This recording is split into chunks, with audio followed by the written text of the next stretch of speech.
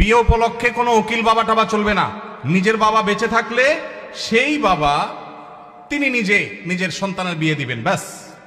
মেয়ের অনুমতি বাবা আনতে যাবেন। জাজ্জল্যমান বাবা উপস্থিত, আগাগোড়া 5 হাতি বাবা আছে, এরপরও দেখা যায় আরেকজন উকিল বাবা সেজে সেখানে নাটক করতে যায় অনুমতি আনার জন্য। এই নাটক করা জায়েজ নাই, পরিষ্কারভাবে হারাম। পর্দাহীনতার কারণে বিশেষ করে গায়রে মাহরাম কেউ যখন উকিল বাবা সাজে, ওই মেয়ে সারা জীবন তারে বাপ বাপ ডাকে, খানা খাওয়ায়।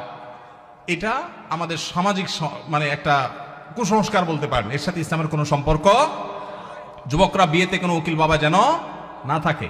মুরব্বীরা যারা যারা যার যার বিয়ের উকিল বাবা আছেন, আল্লাহর হস্তে বাবাগিরি ছেড়ে তওবা করে আল্লাহর কাছে চলে আসেন, চেষ্টা করবেন তো ইনশাআল্লাহ।